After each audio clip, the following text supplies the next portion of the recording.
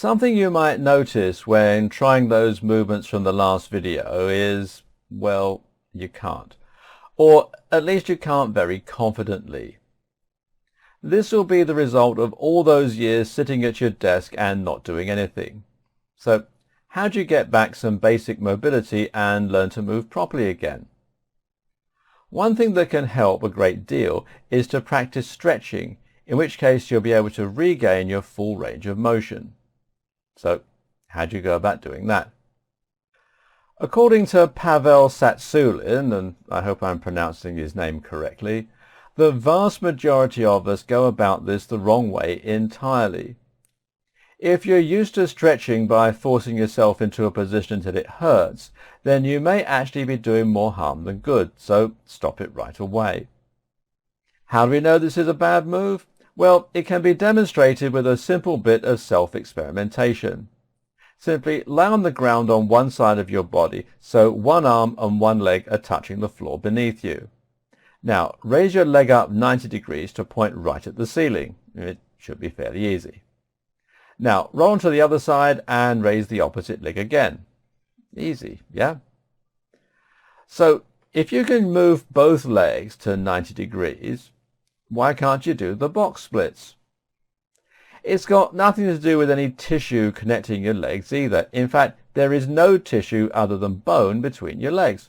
No ligaments and no muscle to prevent you from doing the splits. According to Pavel then, what's actually happening is that your brain is forcing you to stop before you reach box splits in order to try and prevent an injury. Again, it comes down to the fact that you don't normally utilize this amount of flexibility, which teaches your brain and your body that it's bad news. More specifically, it comes down to your central nervous system, which is responsible for all the knee-jerk reactions of your musculature that lie outside the domain of your conscious control. It's also your CNS that is responsible for your eye blinking when someone is trying to get an eyelash out of it.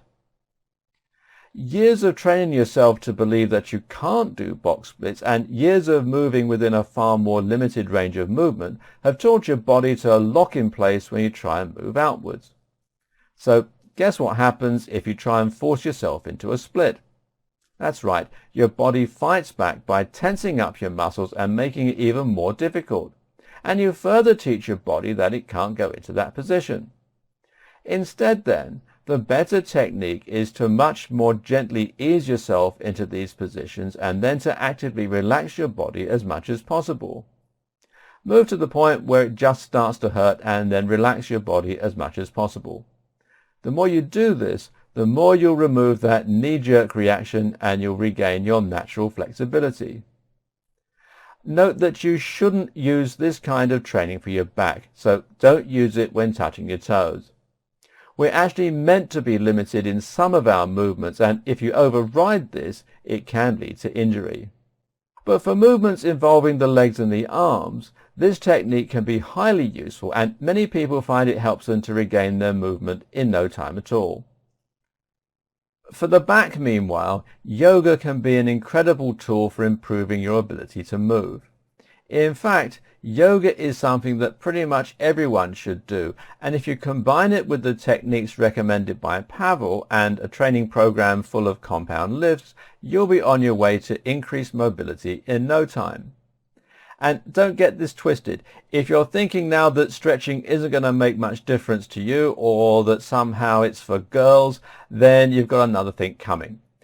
If you feel tired and lethargic or if you feel stiff, then you need stretching. Stretching will not only help you to remove pain and discomfort, it will help you to feel far more full of childlike energy than you have done for years.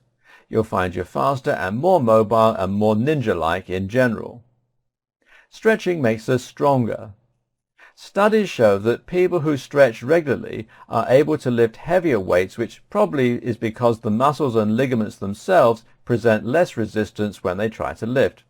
In other words, they're not fighting their own body as well as the weights.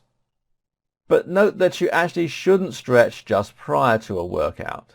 Contrary to popular belief, this actually makes you weaker and more prone to injury by removing some of the tension that keeps your muscles in place and where they should be. Stretch after workouts or as part of a separate program performed on its own. Meanwhile, you should also look into self-myofascial release. Now, this is another health fad that's found its way into the gym that's nevertheless something that you should pay attention to. Self-myofascial release is what you might also know as foam rolling, although you can also use a tennis ball. This basically involves rolling around on something solid that will protrude into the fascia and help to remove knots and fascial adhesions. Now, without getting into too much science here, the fascia is essentially a large piece of tissue that looks like a thin film and that surrounds all of your muscles and joints. It's a bit like, if your muscles have been vacuum packed, and this is what keeps everything in place while at the same time supporting you through movements. The fascia is something that modern science is only just getting around to looking at, but it's thought by many to be as important, if not more important, than the musculature itself. When you contract your muscle, your brain sends impulses through your central nervous system. Once these impulses reach your motor end plates, they release calcium, amongst other things, to tell the fibers to begin contracting. The body needs to remove this calcium over time, but sometimes this doesn't go as smoothly as it should, and the resultant buildup leaves the muscles contracting in single points. This creates a tiny localized bulge of tension that can inhibit movement and create pain. Fascial adhesions, meanwhile, are caused when the fascia is torn or damaged and ends up forming a more rigid, less flexible scar tissue. The fascia doesn't show up on MRI scans, so often this damage goes completely unrecognized, but it causes painful movement and other problems, and it needs to be dealt with. Foam rolling is essentially like giving yourself a sports massage that really gets right into those fascial adhesions and knots in order to work them out and give you back your movement. To do it, you need to get yourself a foam roller or a tennis ball, and then roll your back and other muscles across it. Move it around directly on the muscle until you feel a sudden twinge of pain. It should hurt, but it should feel like a good pain that's somewhat satisfying at the same time. Self-myofascial release can be used right before a workout, and should also have the same benefits for increasing strength during lifts.